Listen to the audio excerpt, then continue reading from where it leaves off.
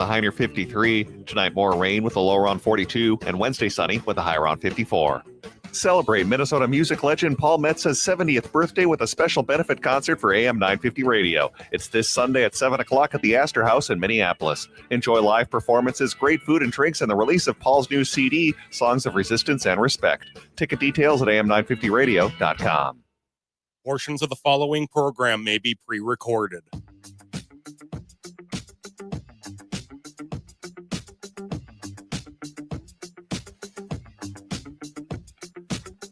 Broadcasting live on AM 950, the progressive voice of Minnesota, in the evenings on WCPT 820, Chicago's Progressive Talk, and of course in Seattle, 1150 AM KKNW. It's the Matt McNeil Show for your Tuesday. Good to have you with us here today. 952-946-6205. 952-946-6205 is the phone number. We'll let you know here. We're guest free this hour, and then coming up next hour, we've got Patrick Cooligan from the Minnesota Reformer going to join us. A lot of stuff, including I can't wait to hear a little bit more about this story. Basically, we had obviously during the George Floyd uprising here in Minneapolis, we had a lot of cops that were doing a lot of really bad things. We call it the Bob Kroll era of policing. It was not a good time here in the Twin Cities. Well, they just had the lawsuit basically saying that, the city is not necessarily responsible for the, what happened, what they did. And so, that's, that could be all on them, which is, I'm good with that. And trust me, I'll talk more myself about what exactly they did and why that should not be on us, the citizens of Minneapolis. I don't know why they should have to cover for that kind of bad behavior. Patrick is our producer today. Hello, Patrick. How are we today? Good afternoon. How is your Tuesday going? It's been busy. I've been running around a lot today. I will be remiss. Have you do travel a lot? And by the way, and I do love chatting with you about travel because you do go to some fun places. Have you ever been any place where it's been either during a hurricane or pre or post hurricane, anything like that? Oh, when I was 9, we went on a cruise and it was to the Bahamas. It wasn't near the hurricane, but it was enough to make the waves really big at the beach. Well, I imagine they didn't allow you to go in the water, riptides and stuff like that. Yeah, we were kind of on the edge of it. I don't think we really went in. Oh, God, I'm glad you'd be in Ireland by the time they found you at that point. I mean, those things are bad. When I was a kid, I've talked about this story before. When I was a kid, a Category 1 hurricane came through Rhode Island, and it was kind of the remnants of one came through. And I have never been in anything like that in my life. And now, granted, I was a kid. And so I think the stories of, the storms and the storm is coming, that sort of thing. And of course, New Englanders have a tendency of being a little bit colorful in their descriptions. How about I say it like that? I was scared, but I remember being in the basement of my house in Wickford, Rhode Island, and listening to what sounded like a train running right past the house for like 2 hours. And it scared the living daylights out of me. I mean, I was scared. And I went out. This was a Category 1. This was a Category 1. I went out the next day and pretty much it seemed like, was there any leaves still left in the trees? I mean, it was a pretty big storm. That's why I don't mind living in the Midwest. I mean, we get snows and blizzards and stuff like that. You stay inside, and tornadoes. Yeah, they're tornadoes, but you got to be pretty unlucky to get tagged by a tornado. I mean, really, you do. I mean, they're relatively small in their damage zone. Hurricanes, nope. Which makes what's happening right now in Jamaica very concerning. How much of Jamaica is going to exist after this? This is a monster. Hurricane Melissa made landfall in Jamaica as a Category 5 storm. Catastrophic winds, a risk of flash flooding across Caribbean island. They got those planes they sent. Was it the hurricane hunters they send into the hurricane, the eye of the hurricane? They literally had to turn around and get out of there. It was that bad. It's those guys are used to getting shaken around a lot, and they basically said, "Yep, this is just nope, we're not up here." It's now the most powerful storm recorded this year and among the strongest in the Atlantic since records began. Melissa made landfall on the southwestern Jamaican shore near the town of New Hope with wind speeds of 185 miles per hour. 185 miles an hour.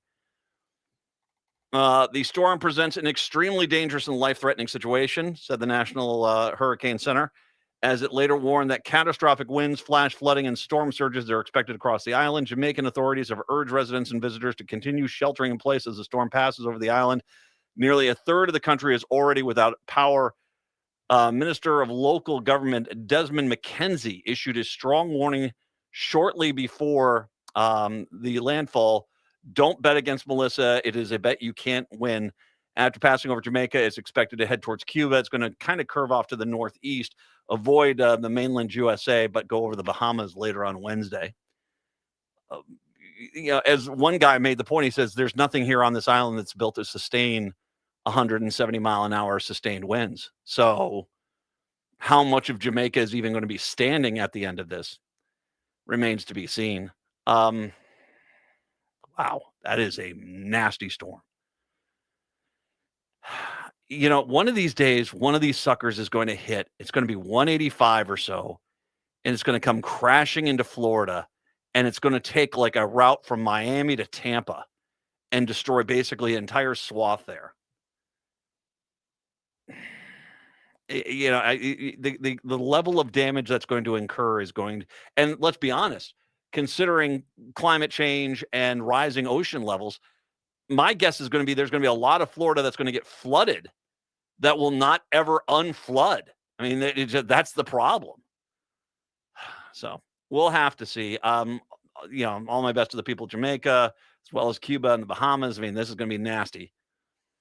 We'll have to see how it goes. But the kind of just wrapping my head around, I mean, Category 5 storms were kind of like the dragon, fire-breathing dragon. It was kind of more of a myth. And now here you got one.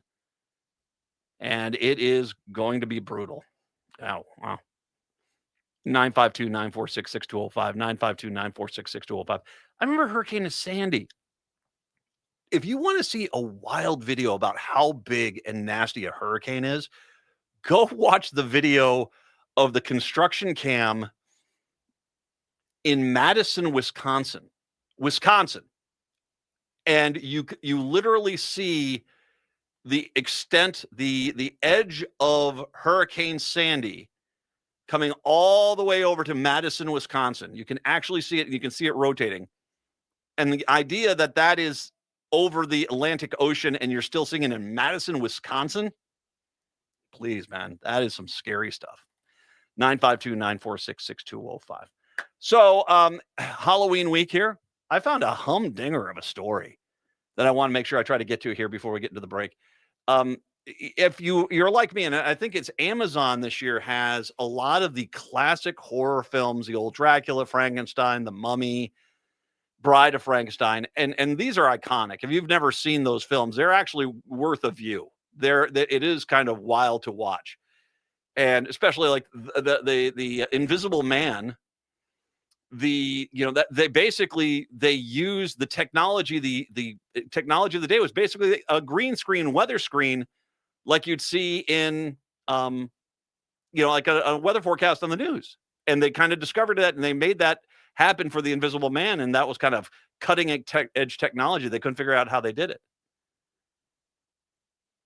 One of the great all-time horror characters is the Bride of Frankenstein, played by Elsa Lanchester.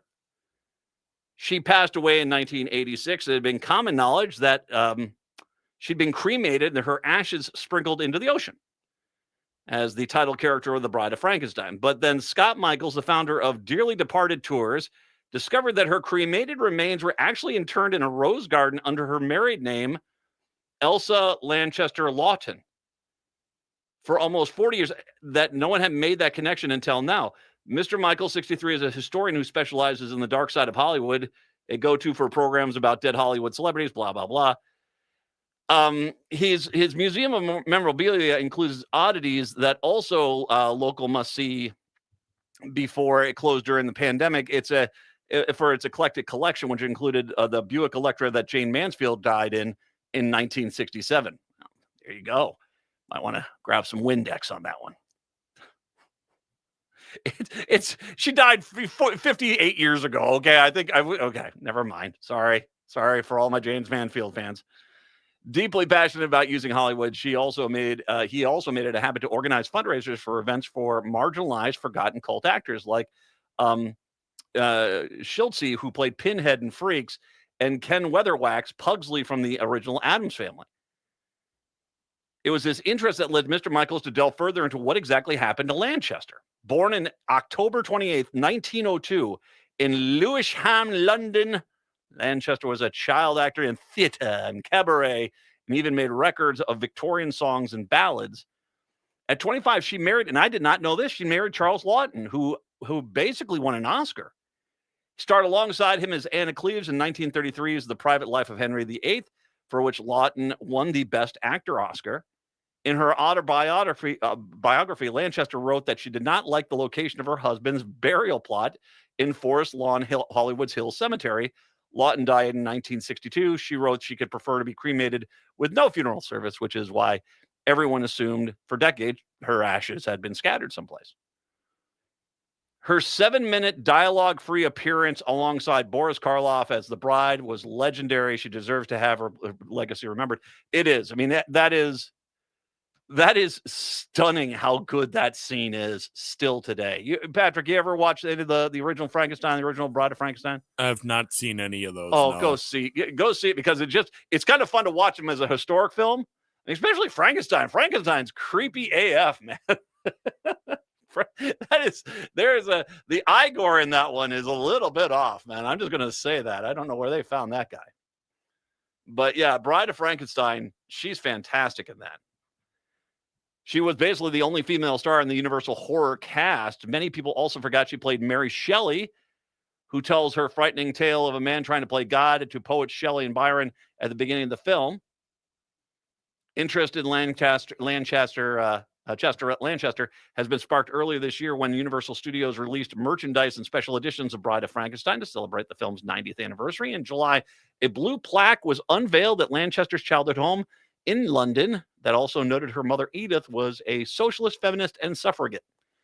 It was a surprise when Mr. Michaels discovered that Lanchester's agent, Herschel Green, had interned her at Valhalla Memorial Park in North Hollywood, and that her ashes had not been scattered as widely believed. So the agent basically grabs the urn and puts it in a different cemetery and doesn't tell anybody. Maybe she didn't really care much about what happened after she was gone. She suggests in less than 36 hours, Mr. Michaels had crowdfunded enough money to formally put a wall marker to recognize the horror legend. An unveiling ceremony will be held on October 28th on her birthday, which is today. I wanted to celebrate her 123rd birthday, Michael said. And honestly, I forgot it was just a few days before Halloween. So there you go. Perfect for him. He'll have a tour stop for the rest of his life. But also, my God, what a series. There really is so few characters like that. You know, I'll give you a modern example. I mean, is Michael Keaton in Beetlejuice. He's not on the screen for a lot in that original movie. But man, when he's on the screen, he's gold, an absolute gold. So rest in peace. We'll take a break. Come on back. It's the Matt McNeil Show. When was the last time you had your roof inspected for extreme weather and hail damage? This is Chad, owner of AM 950, to talk about the exterior construction company I trust, Snap Construction. If you've noticed new roofing projects in your neighborhood, your home was likely hit by hail last summer and experienced damage. Snap Construction is helping homeowners like you, and they're the roofing specialists I trust. They are the most well-reviewed contractor in the Twin Cities and have a ton of positive customer reviews from homeowners just like you. Even better, Snap Construction's installations are backed by a lifetime warranty, so you know you're dealing with a qualified roofing expert. You want to work with a company that will be here for a long time after the work is done. Snap Construction has handled thousands of claims and will help you through the process. Do yourself a favor and get a free roofing inspection so you have the facts and peace of mind you deserve. Call Snap Construction today at 612-333-SNAP. That's 612-333-SNAP. Or visit snapconstruction.com. Hey, it's Patrick for Zero Res. October is here, so Halloween is right around the corner. And if you're thinking of having a horror movie marathon with friends, you better make sure your home doesn't look like something out of one of those movies. Don't ghost your carpet this fall. My cleaning heroes at Zero Res can help get all those spooky smells and creepy stains out of your home. Carpet, tile, rugs, upholstery, hardwood, any surface in your home can be Zero Resified. Right now, you can get your entire home Zero Resified from Minnesota's ultimate carpet cleaner, with 3 rooms of carpet clean starting at just $129. But there's something even scarier than ghosts and goblins hiding in your home, and it's in your air ducts. This month, take 15% off your air duct and dryer vent cleaning service. Don't let a missed deal haunt you. Call 9520-RES or go to ZeroResMinnesota.com today and ask for the AM 950 special. Backorder forward spells the same. Zero Res. Greg Bakken here. I've told you about the out-of-the-world roast beef sandwiches at Maverick's Real Roast Beef, but I haven't told you about their Philly steak sandwiches, turkey bacon avocado sandwich, BLT, crispy chicken, fish sandwiches, brisket, or pulled pork. Okay, you get the idea. They make a lot of delicious food to the same standard as their famous roast beef sandwiches, and now I'm starving. I'm going to go to Maverick's Real Roast Beef off Lexington and Roseville, and you need to go too. Check out their menu at mavericksbeef.com. Your time is precious. Why are you still mowing your own lawn?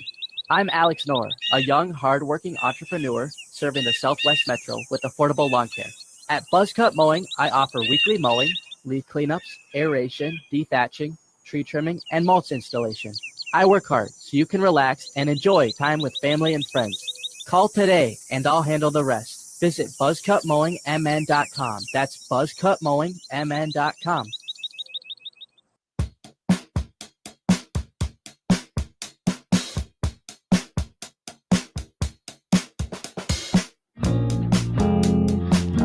It is the Matt McNeil Show. Oh, you think I'm about to take a very dark turn on this show? I am. It's gonna, yeah. Let me start by pointing out the obvious, that, when all these Republicans scream, we have to give the tax break to the billionaires, they're the job creators. You know that? Yeah, they say that. Lying. That's what they're doing. They're lying. They are not the job creators. They are indeed the, well, let's face it. Well, okay. I'm going to go dark here when I have a theory of what their goal is here. But clearly at this point, they are not the job creators. And it is amazing to me how many days I can just type in layoffs and go to a website, search news for layoffs, and I will see page after page after page of layoffs. And people keep telling me, oh, the economy is going great. Is it? I don't think it is, man. I don't think it is. You can't have massive layoffs to the extent that you're having and not have some impact to the economy. I mean, especially when you're looking at jobs that may or may not be higher paying jobs being replaced by, well, now you're a fry cook at a McDonald's. It does seem to be a step down. Needless to say, that this entire idea that wealthy people, we have to bow down to them and give them everything they want because they're the quote unquote job creators is an absolute travesty and joke of a lie. It's just not true. It's just not true in any capacity. We have had 3 major companies announce layoffs. Now, I am in the Twin Cities, which is the corporate headquarters of Target Corporation. Now, I've also made the plea that, once again, Target, I know, I'm a trained chimp. I'm basically somebody to push out of your way or step on while you get into your gold-plated Hummer. I get it. But your biggest problem right now is that you need to stop caving to people who would never shop at a Target store in the first place. Apologize profusely to the minority communities and the LGBTQ community. Ask what you can do to try to make good and realize it will take some time for you to do that. If you do, and by the way, the next time some right-wing troll shows up in one of your stores screaming about a transgender swimsuit, you grab them by the nape of the neck, you face plant them out in the parking lot, and you say, if you come back into any of our stores ever again, we'll prosecute you to the nth degree. And that's how you solve your problem. Trust me, people will come back. Might not be for everybody. I mean, as a matter of fact, every time I talk about this, I have some people saying never. But that's kind of on you guys. But if you want to kind of redeem yourself and prevent yourself from going the way of Kmart, I might suggest you might want to take that path. Unfortunately, today was the culmination of a 5-day wait-a-thon because, was it last Thursday? I think it was last Thursday. They sent all their employees home and said, we'll let you know who's laid off on Tuesday. Nice. As expected, Target employees received layoff notices today as part of the corporation's restructuring plan announced earlier this month. Target Corporation sent warning, adjustment, and retaining notification letters to the state rapid response team, something that's required here in Minnesota, announcing employees will be impacted in the Twin Cities metro area. The notices say the layoffs affected 528 people in the downtown Minneapolis headquarters. It was another 287 people at the Brooklyn Park campus on the north side of town. According to the warn letters, the employees will be permanently laid off beginning January 3rd, 2026. I have multiple friends who work in Target corporate, and I'm glad to say none of them were affected by this, but there were people that were nearby. And I should say this, they weren't themselves laid off, but they're definitely going to have to pick up a lot of slack for people that have been let go that all of a sudden now they're having to cover their jobs for. Earlier this month, Target said it would eliminate about 1,800 corporate positions in an effort to streamline decision-making and accelerate initiatives to rebuild the flagging discount retailers' customer base. About 1,000 employees are expected to receive layoff notices this week, and the company also plans to eliminate about 800 vacant jobs.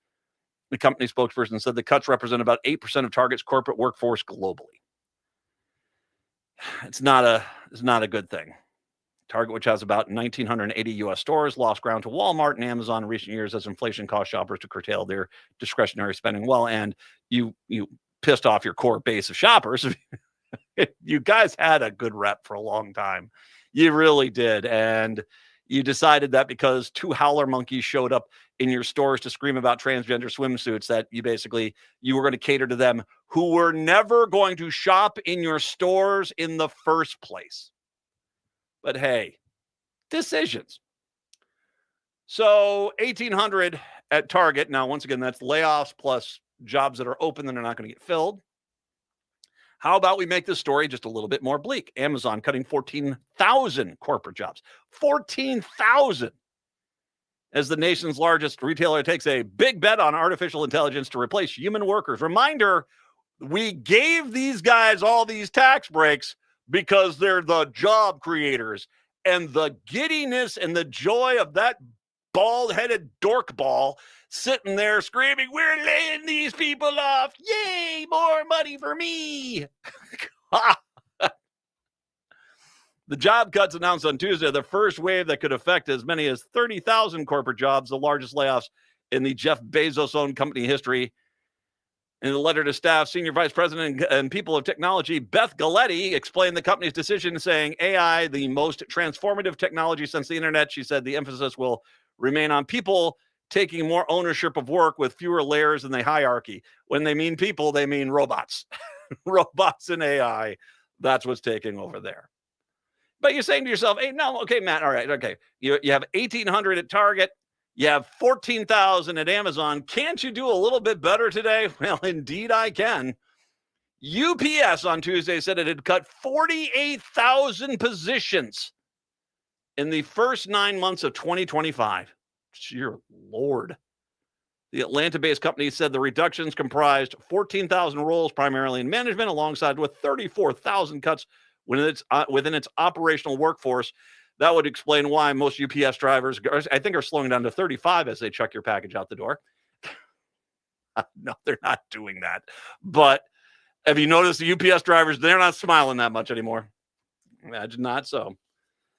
When contact or comment, UPS directed Newsweek to Tuesday's release and emphasized that the 4,800 cuts had already occurred. Well, that's good, I guess.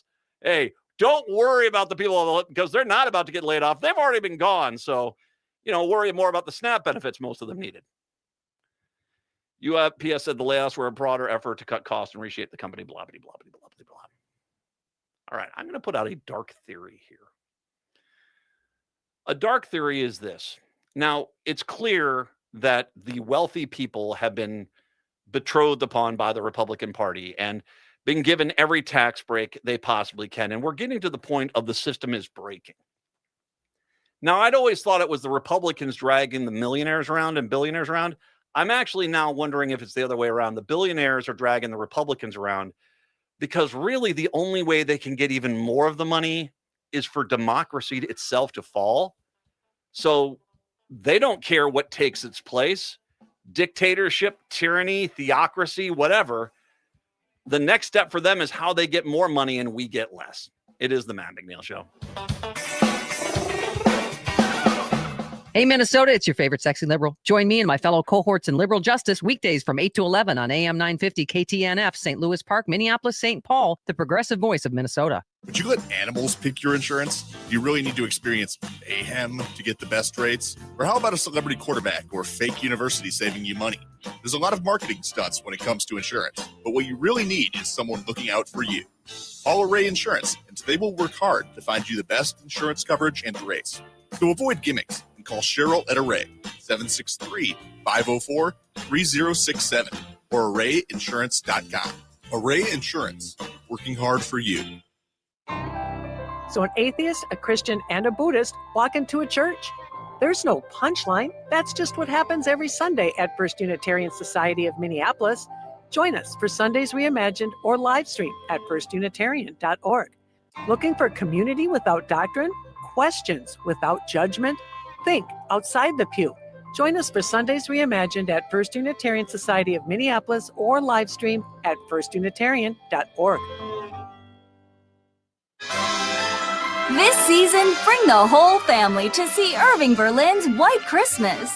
This smash hit musical based on the classic film returns by popular demand to delight you at Chanhassen dinner theaters. With loads of laughter and a stunning showcase of Irving Berlin songs, White Christmas is a celebration of the romance, friendship, and magic of the holidays. Make your plans today to see White Christmas. Visit chanhassendt.com. Hey, it's Patrick for Zero Res. October is here, so Halloween is right around the corner. And if you're thinking of having a horror movie marathon with friends, you better make sure your home doesn't look like something out of one of those movies. Don't ghost your carpet this fall. My cleaning heroes at Zero Res can help get all those spooky smells and creepy stains out of your home. Carpet, tile, rugs, upholstery, hardwood, any surface in your home can be Zero Resified. Right now, you can get your entire home Zero Resified from Minnesota's ultimate carpet cleaner with 3 rooms of carpet clean starting at just $129. But there's something even scarier than ghosts and goblins hiding in your home, and it's in your air ducts. This month, take 15% off your air duct and dryer vent cleaning service. Don't let a missed deal haunt you. Call 9520-RES or go to ZeroResMinnesota.com today and ask for the AM 950 special. Backorder forward spells the same. Zero Res. With your AM 950 weather, I'm Brett Johnson. Look for rain throughout today with a high near 53. Tonight, more rain with a low around 42. And Wednesday, sunny with a high around 54. Nightingale offers a warm, inviting atmosphere with a full menu of American classics like the famous Nightingale Burger and Fries, Ginger Tamari Chicken Wings, and Duck Pastrami Reuben. They're open daily from 5 p.m. to 1 a.m. with a full menu available until midnight. Takeout orders also are welcome. Learn more at nightingalempls.com. You're listening to AM 950, the progressive voice of Minnesota.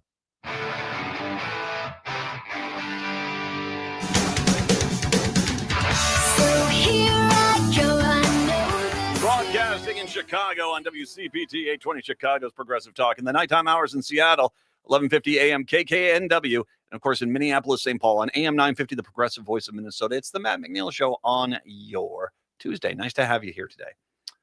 Yeah, no, I mean, my point is that I've really kind of come to grips with that the people, these incredibly wealthy people, they want a corporate monarchy that kind of a return. They've got a window here to undo this country and what it has done for its citizens to the nth degree that you can't. There's not going to be any decent paying jobs. You're just going to have to do what they tell you to do, and you'll get enough to get by, but that's it. While all the money goes up to them, you're getting paid $5 an hour, living in kind of slapped together concrete housing. Managers might get an extra bedroom, and that our job is to basically make their lives perfect while they go into their AI chamber and have sex with any human beings in the history of this world regenerated for them in their their their intimacy pod. And by the way, I have zero doubt something like that probably already exists for these clowns. Really. No, it is a terrifying thing to realize that there definitely seems to be an element here in this country that is trying to convince us that the days of democracy are over, that we need to return. You need to be controlled lemmings, and we are the controllers, and you are the lever that we push, and that's just that. Because they get everything from us. They get tax break after tax break, billions after billions, handout after handout, lawsuit dropped after lawsuit dropped. They basically live a life without any consequences, without any speed bumps. They basically have an ability to print money, and it doesn't seem to be enough for them. And so the next step is to get rid of democracy itself, because that's the last thing holding back the ability to just basically round people up and say, we're putting you into Russian-style apartment complexes, and we'll ring the bell at 7. You work until 7 p.m., and if you dare get out of the line, we'll take you out back and shoot you. And any money but, a minimal amount, you basically comes to us as a thank you for allowing you to survive and live and work for our companies. I swear to God, that seems to be going. And you wonder, it's like, Matt, no. They can't be like that. I think they are. I really do. I mean, I'll give you a great example of this. Let's take a look at climate change, because we have the hurricane that's come through. And as there's a great meteorologist called Sven Sundgaard. I really think he's one of the smartest people I've ever seen in weather. Sven is fantastic. And he basically was laying out the point. It's like, the reason why this hurricane went crazy and became a Category 5 is climate change. It really is. There is no denying it. Humanity has failed to reach its global heating, limit its global heating to 1.5 Celsius and must change course immediately, the Secretary General of the UN has warned. In his only interview before next month's COP30 climate summit, Antonio Guterres acknowledged it is now inevitable that humanity will overshoot the target in the Paris Climate Agreement with devastating consequences for the world. He urged that the leaders who will gather at the Brazilian rainforest city of Belém to realize that the longer they delay cutting emissions, the greater the danger of passing catastrophic tipping points in the Amazon, the Arctic, and the oceans. Let's recognize our failure, he told The Guardian and Amazon-based news organization Sumanama. The truth is that we have failed to avoid an overshooting above 0.57 Celsius, or 1.5 Celsius for the next few years, and that going over 1.5 Celsius has devastating consequences. Some of the devastating consequences are tipping points, let it be in the Amazon, be it in the Greenland or in Western Antarctica or the coral reefs. Now, if you have not read the book 6 Degrees, it is a fascinating story about what happens, and it's actually a dated book at this point, because it talked about prior to us going up this 1.7 or 1.5 degrees Celsius, it talked about what would happen at every degree. And yeah, it's if we get to the point where it's 4 degrees Celsius, most of the life on this planet's not going to survive. And right now we're up to 1.5 degrees Celsius, and there doesn't seem to be any intent to slow this down. The planet's past 10 years have been the hottest in recorded history, despite growing scientific alarm at the speed of global temperature increase caused by the burning of fossil fuels, oil, coal, and gas. Yeah, it's terrifying, and it is something where I do not feel as if we have the leaders and the ability to stop this at any point. It was absolutely indispensable to change course in order to make sure that the overshot is as short as possible and how low the intensity as possible, avoid tipping points like the Amazon. We don't want to see the Amazon as a savanna, but that's a real risk if we don't change course. Fewer than a third of the world's nations have set out their climate action plans, known as nationally determined contributions under the Paris Agreement. The U.S. under Trump has abandoned the process. Europe has promised to, but so far failed to deliver. China, the world's biggest emitter, has been accused of undercommitting. In 10 years, there's going to be a massive crop failure. There is. And there's going to be a massive crop failure.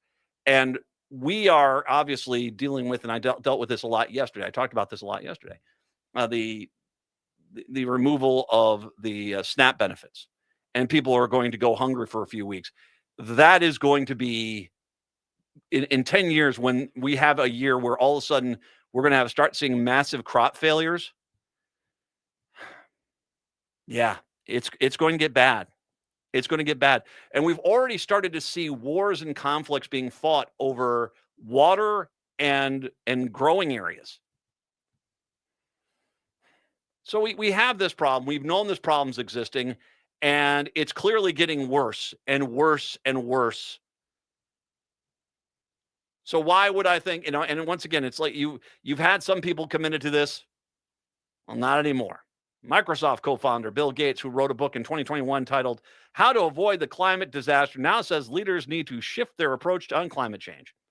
In a letter published on Tuesday ahead of next week's COP30 UN Climate Summit, Gates argued that too many resources are focused on emissions and the environment, and that more money should go forward improving lives and curbing diseases and poverty.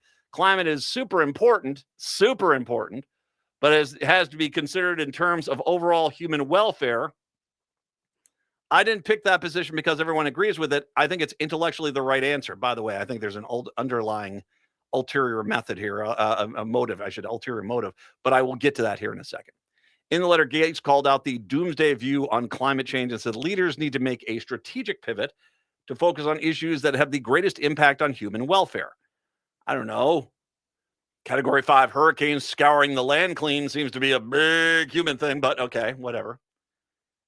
It's the best way to ensure that everyone gets a chance to live a healthy and productive life, no matter where they're born, no matter what kind of climate they're born into, which kind of seems like he's committed to, he's just saying, okay, we can't stop it. So, hey, it is what it is.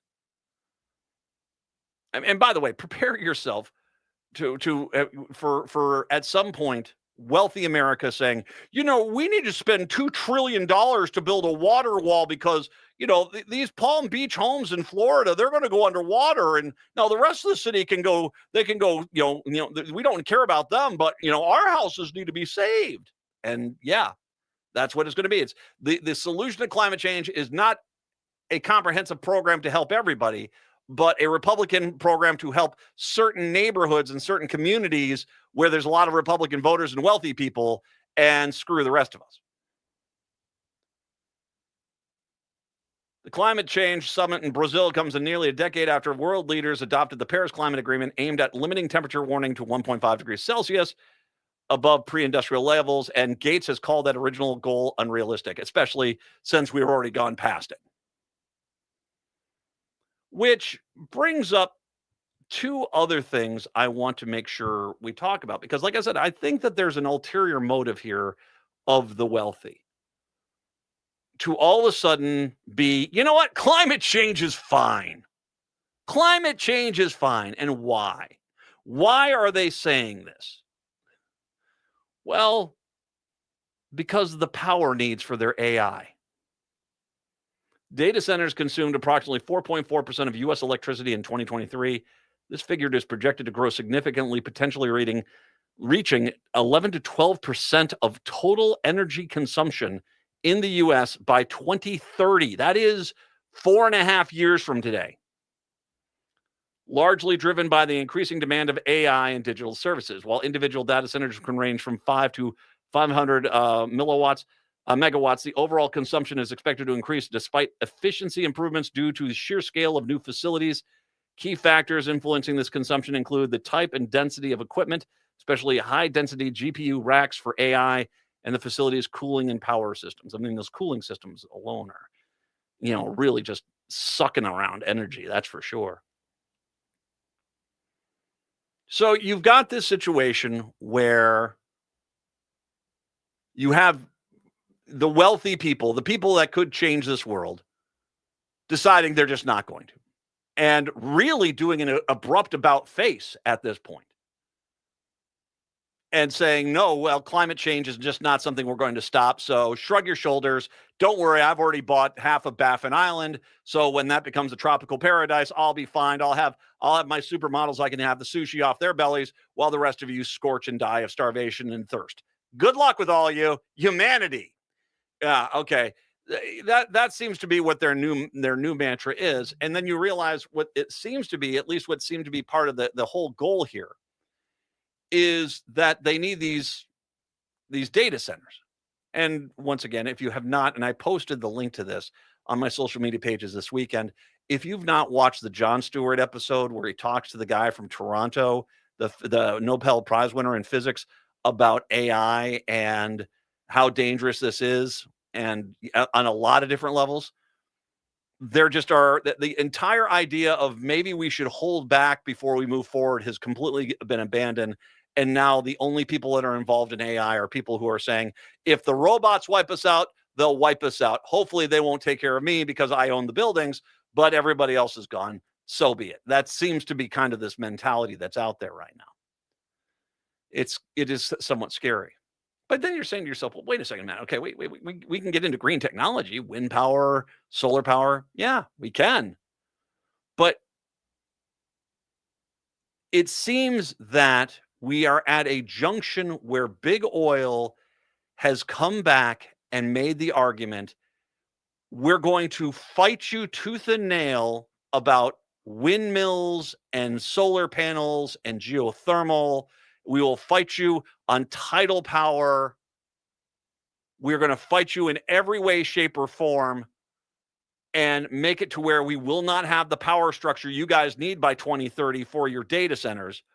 Or you can basically get in bed with us, start getting every bit of oil and coal and natural gas out of the ground we possibly can until it's used up. And then, and only then, will all of a sudden, when the half the world is unlivable, will the benevolent big oil and corporate America say, hey, it's time for us to get into green technology and save the planet. This is bolstered by the Trump administration preparing to allow oil and gas leasing across the entire Arctic National Wildlife Reserve, coastal plain, a wilderness landscape that has been protected for more than 4 decades. The announcement, which is expected for the Interior Department later this month, may end up being delayed due to the government shutdown, but it's coming. So climate change, even though lots of people are going to die, and yeah, a lot of people will die, that's no longer an importance for them. The ones that it doesn't suck to be you and you survive, you'll be okay. So we're going to get rid of any kind of movement towards clean technology and clean energy. Go back to coal, oil, and natural gas so the data centers can be there. And once again, wealthy people can have their sex pods.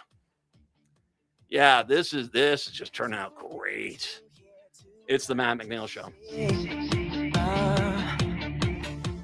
Twin Cities Con returns to the Minneapolis Convention Center for their 5th year, November 7th through the 9th. Twin Cities Con is a celebration of comics, toys, TV, film, art, cosplay, games, and all things nerdy. There's nothing like Twin Cities Con. It's also a family-friendly event where you can meet your favorite celebrities, browse the vendor hall and artist alley for the coolest merch, watch celebrity Q&As, and even more. Twin Cities Con is bigger and better than before. Come see from the Star Wars universe Ahmad Best, Rosario Dawson and Giancarlo Esposito, Brendan Fraser, and the cast of The Mummy, WWE Wrestling Hall of Famers Sting and Mick Foley, and the voice actors from the hit Disney series Phineas and Ferb, plus more guests to be announced. 3 days of action-packed fun in the heart of Minneapolis at the Minneapolis Convention Center.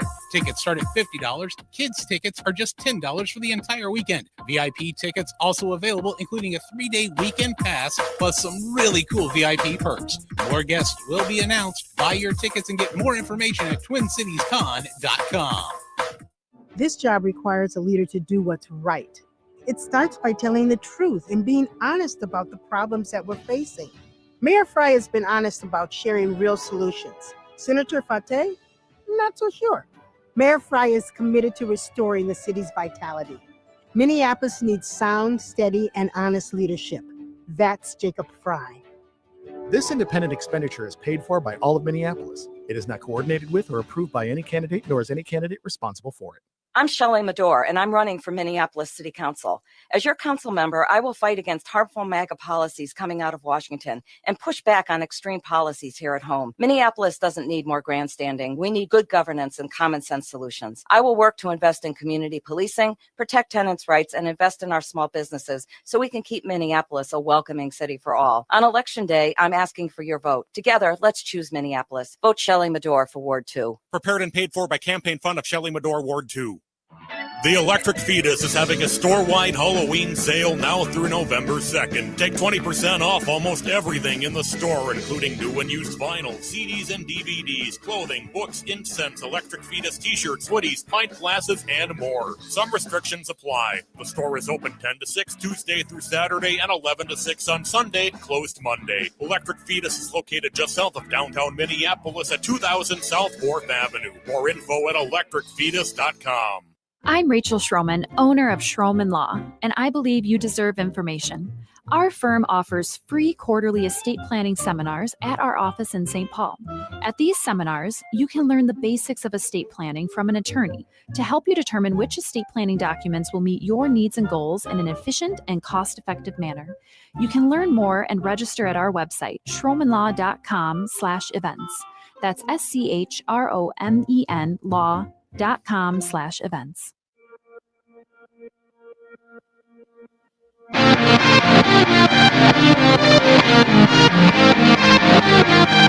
It is the Matt McNeil Show. 952-946-6205, 952-946-6205. I mean, at this point, all right, let's go to the last two talk segments here. Okay, one, you've got all these people getting all this taxpayer money because they're job creators.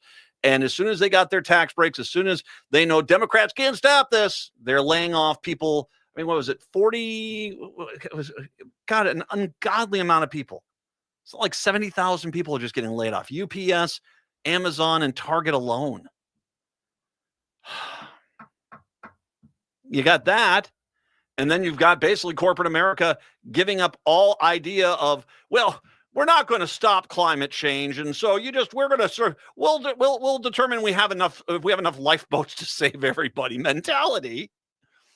And then you realize, well, and the reason why is because all of them are so involved with AI that they basically want these data centers, and the quickest and easiest way for them to get the data centers and the energy needed for those data centers is basically continue to put, fossil fuel CO2 emissions into the atmosphere.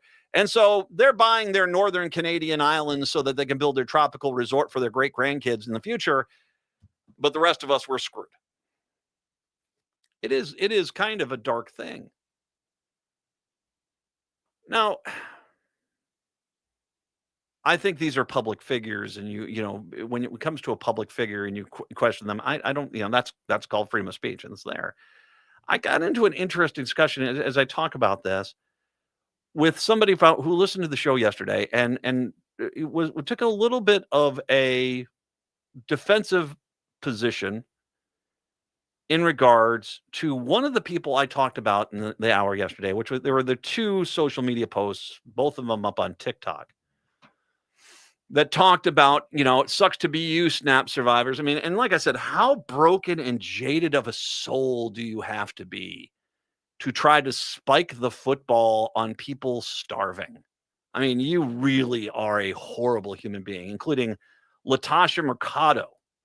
She was the one I talked about yesterday who was eating the peanut butter toast as she talked about, what did you do with your SNAP benefit?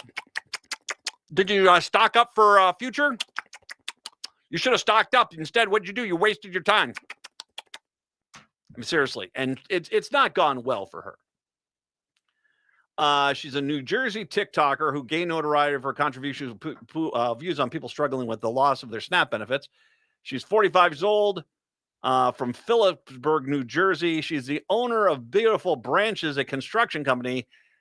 She went to American Intercontinental University of Business Administration. Apparently, she's been fired. She said she had 2 jobs, and apparently she's been fired. I can't believe if she owns Beautiful Branches that they're getting a lot of business today. But she said she was fired from her 1 job. And the question that came up, and the debate topic that I had today was, is that really fair? And I asked, what do you mean? Well, is it fair?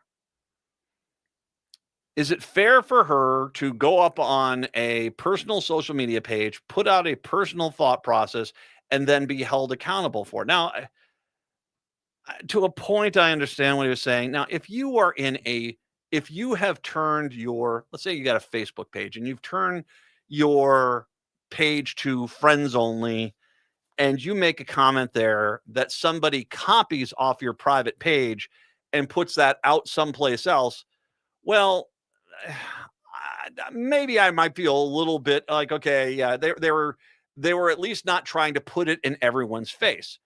But TikTok is about putting things in people's faces. They want people to see this.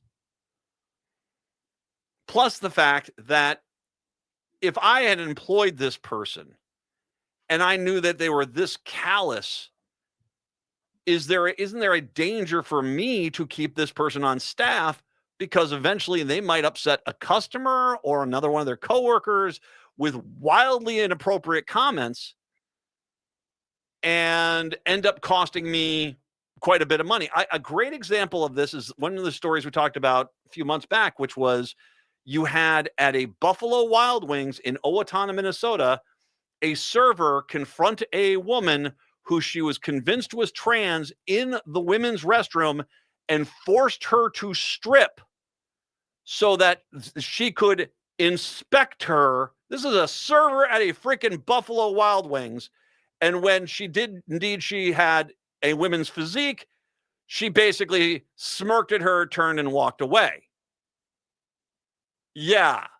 Now, I'm going to guess Buffalo Wild Wings has had a little conversation with most of their servers saying, hey, these sex investigations you want to do in a restroom, shut up and don't do that, because my guess is going to be this entire incident is going to cost them a few $1 million. And nothing brings about the discussion on what is and is not appropriate conduct than a massive check. We'll have to see. I mean, that was alleged behavior. I'm pretty sure there's a case out there that is going through the court system. We'll have to see how that goes. My guess is going to be at some point there is a private settlement, and Buffalo Wild Wings doesn't admit any wrongdoing, and the other person is not saying how much money they got. That's going to be my guess. But if I am an employer and I know stories like that, and all of a sudden someone confronts me saying, did you see what your employee is putting up on social media? I mean, do you agree with that? What if it's stuff about Hitler? What is about stuff about bringing slavery back? And you have employees who are black. I mean, are you going to have a fist fight in the office? I don't have a problem with this, with an employer firing an employee who puts out there in such a public platform such atrocious things that are, as that person is easily linked back to your employment. As a matter of fact, I completely understand the employer firing this person because this person has shown that they are not trustworthy. And this is kind of the point.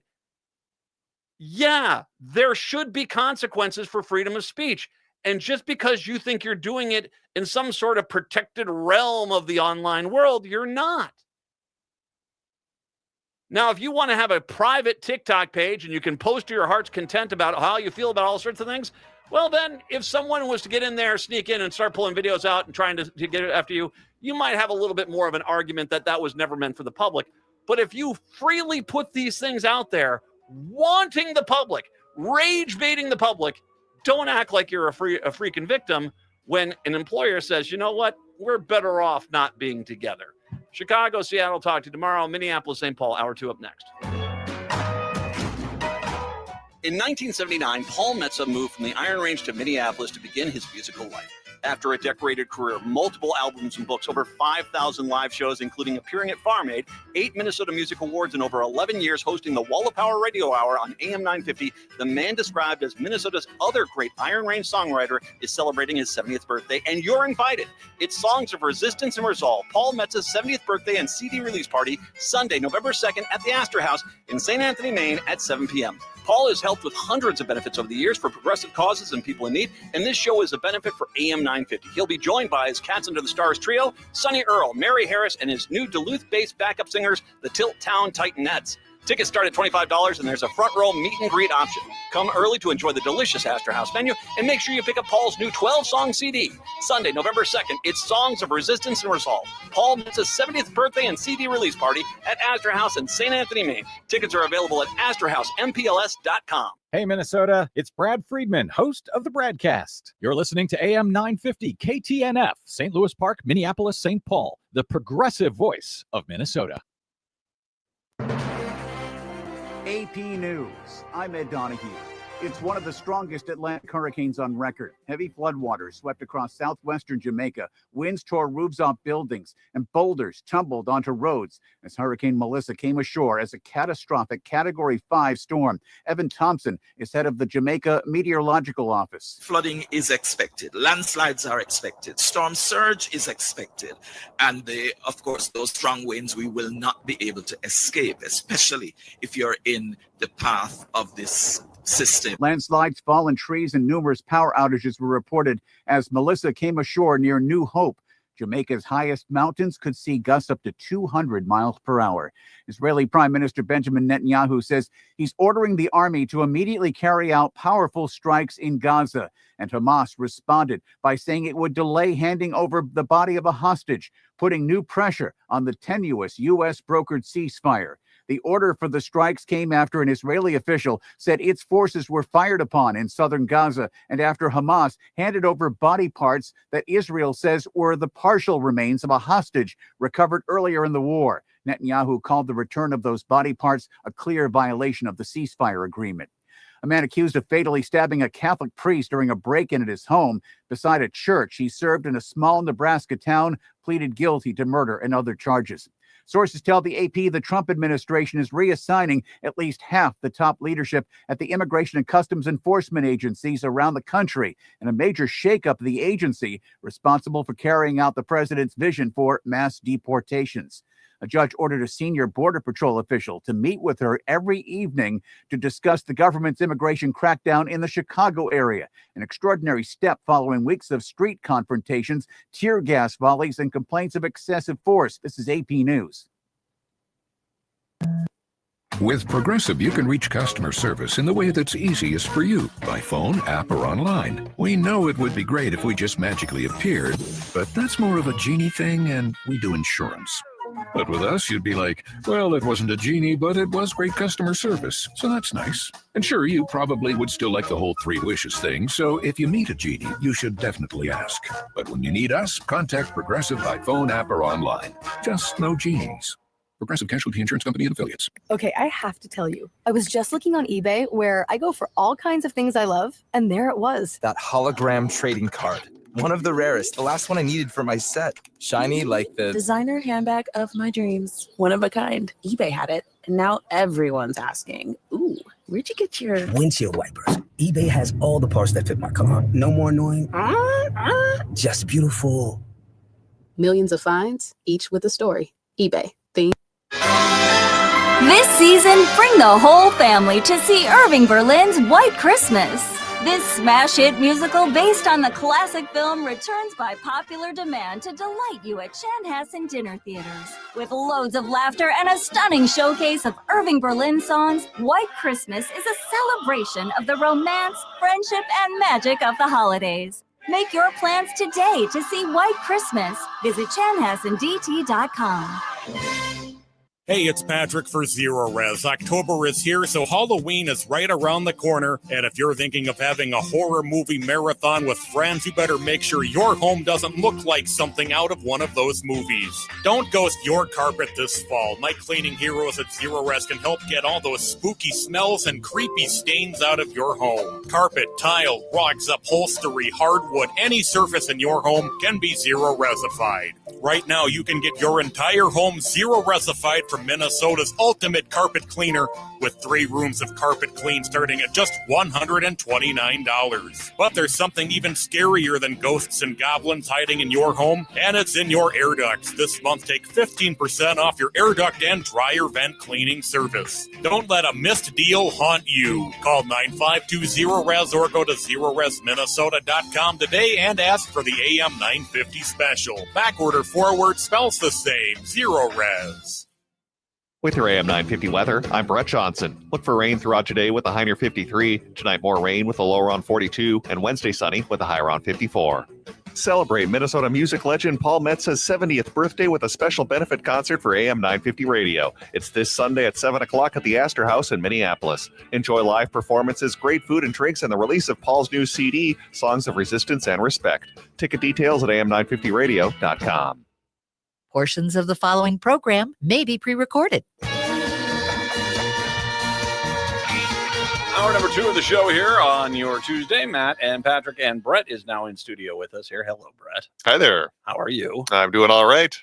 We should mention to people, hey, if you like your AM 950 a lot of different ways, our social media pages are ready for you. Blue Sky and we're on YouTube. Facebook, Instagram. Instagram. All right.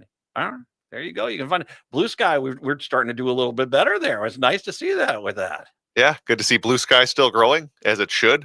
No one should be, as you say on Twitter. I don't know why. Yeah. Okay. Or X, whatever it is. He did a Nazi salute. That should have been the deal breaker for you. I mean, fine. You didn't want to leave on the election. The second he became Johnny hand symbol.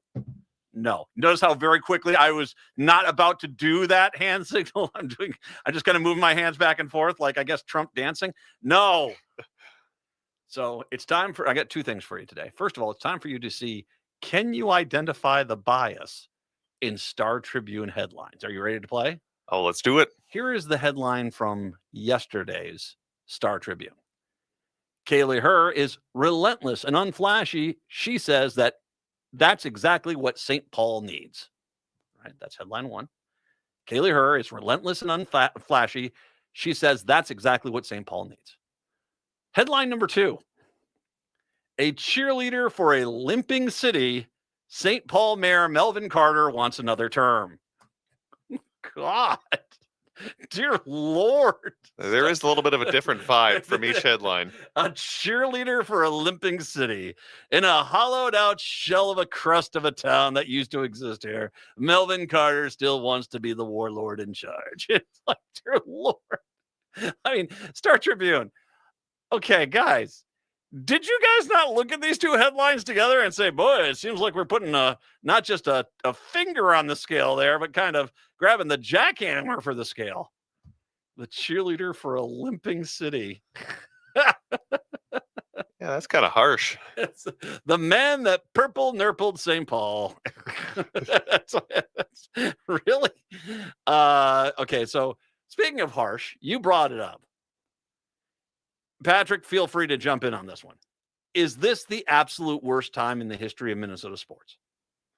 Okay, let's go back. Let's run the table, shall we? The Lynx get bounced out by what seems to be an aggressive referees that seem to be calling things that weren't there, and a commissioner who seems to just does not like the Minnesota Lynx, even though they should have easily won the NBA championship. The Twins gave up on their season by trading off over almost half their team at the trade deadline. The Vikings are lost and starting to spiral down the old toilet hole there. Gopher football is, inconsistent seems to be a just woefully inadequate amount of description for that team after they got laughed out of Iowa.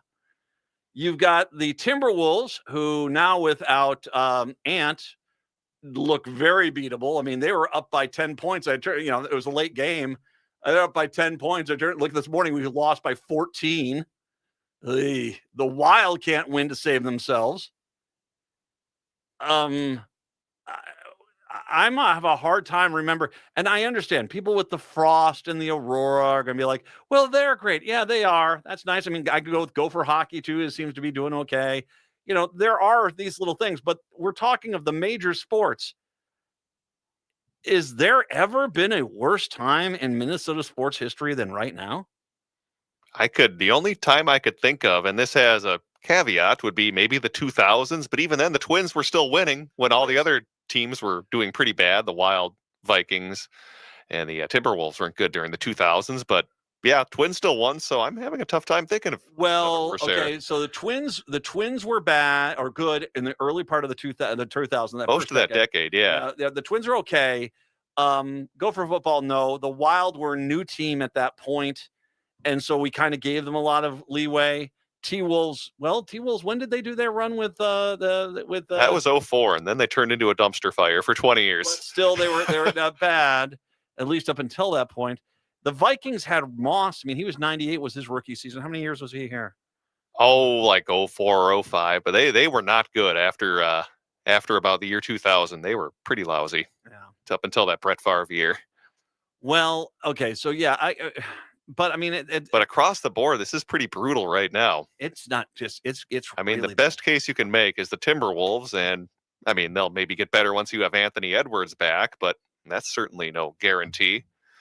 They got a brutal. Not good. They got a brutal beginning of the season. What about the 80s? If we go really far back? Well, 87. I mean, the Twins were bad. 87 there. The Vikes were. Well, the Vikes had that one really. But okay, we're talking about over years. Was there 1 year in 2005, 2006, 2007 where everyone was bad? I don't think there was. I think it was 2011. The Twins were coming off that really good year. They won the division, got swept by the Yankees, and then they just tanked the next year. The Vikings won 3 games, I think. The Wolves, don't even talk about how bad they were. Wild, I think I don't know if they made the playoff. They might have been like a fringe, last team in. Let me guess, they lost in the first round. All right. Yeah, I think I can't remember if it was that year or the year after. They drew Chicago, who was at the peak of their dynasty, and there was no hope there. Go for football. That was coming off the Tim Brewster era, which was a pretty bleak time there. Boy, 2011 though, as you describe it, that was pretty rough. Might be the worst. So we're talking 14 years.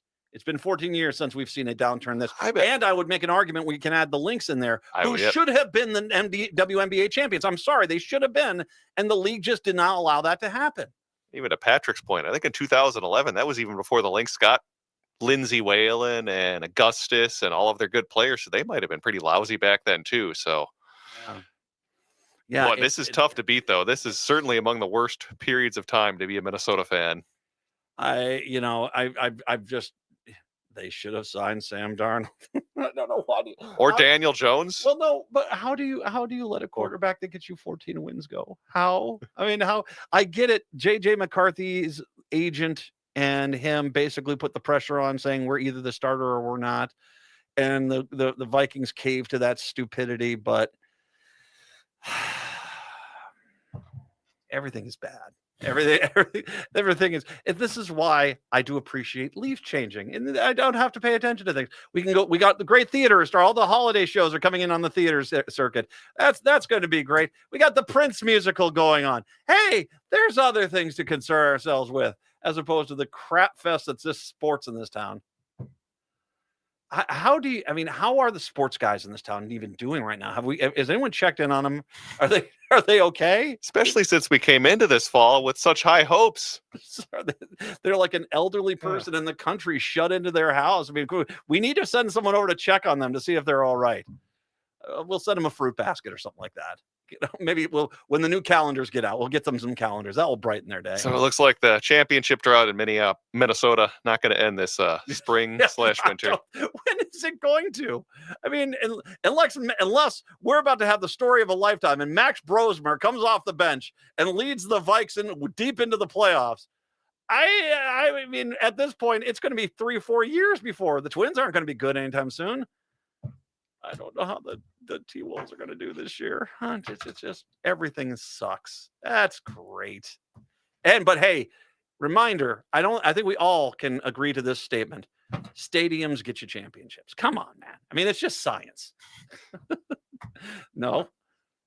I'm trying to think. The championship has been won since they built all these new stadiums. Can you count any? No, the last time we won anything was there Twins. zero. It was there Twins in none. '91. Twins '91 was WNBA. The Lynx won a few, and like I said, we can go with their ultimate frisbee team. We could go with the Aurora and the Frost and their great little stories and stuff. But of the major sports, this is bad. And go for football. I thought this might be a year we could surprise some people, but surprise. Go for basketball is rebuilding. They're not going to win. God, there. Are we even going to make that third tier tournament? I don't think we'll make the third tier tournament. It's going to be a rough. Anyway, hey, let's brighten things up. It's our good friend Patrick Cooligan is over at the Minnesota Reformer. You and Patrick got a chat today, correct? That we did. So here's what we got coming up on the interview today. We're going to be talking about, of course, SNAP benefits are going to be largely lost on November 1st. So we're going to talk about some efforts that Governor Walz has made to at least somewhat lessen the blow that Minnesotans are going to be feeling come this Saturday.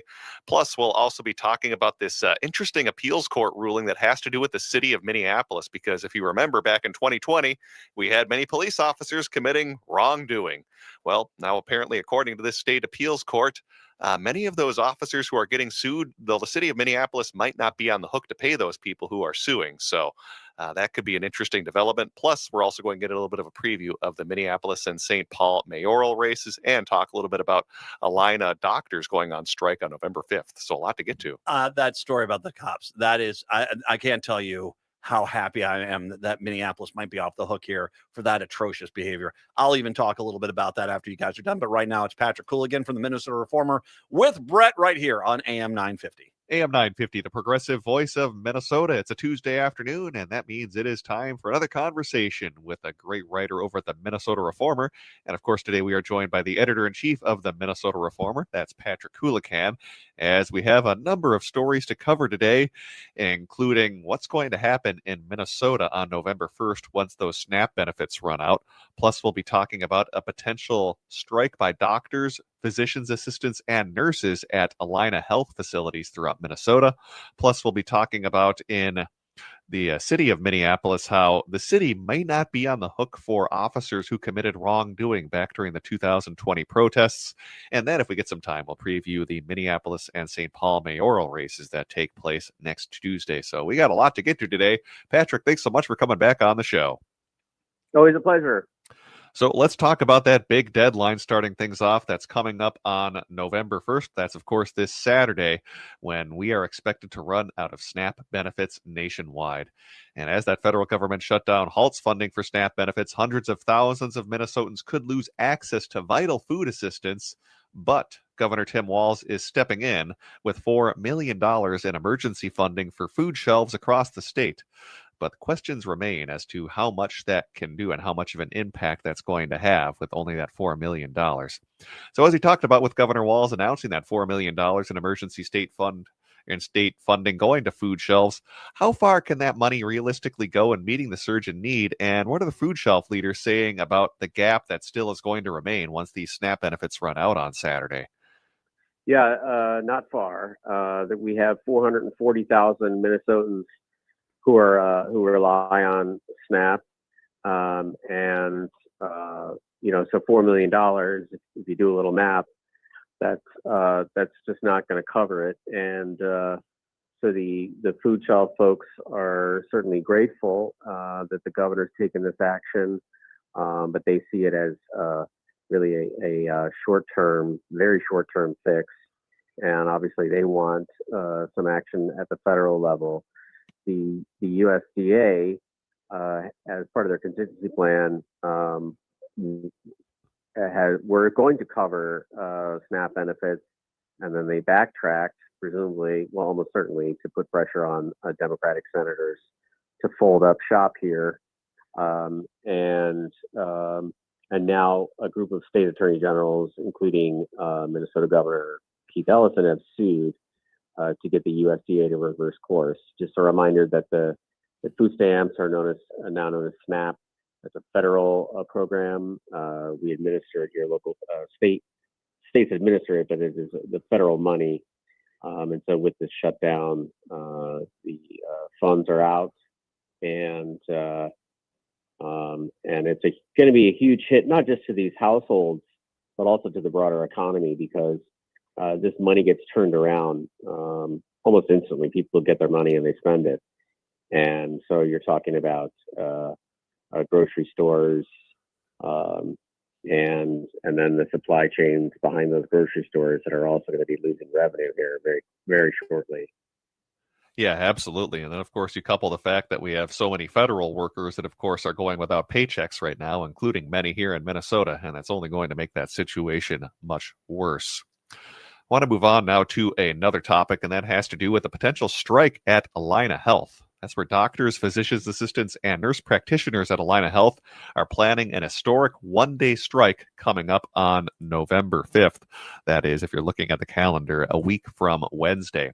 It would be the first of its kind in Minnesota, as the Allina Doctors Council, SEIU, says the move is about improving primary care, addressing unsafe staffing levels, and securing fair contracts. Allina is arguing, meanwhile, that the union's proposals are too costly, and the strike comes amid growing tensions over working conditions and the corporatization of healthcare that we've been seeing in that industry.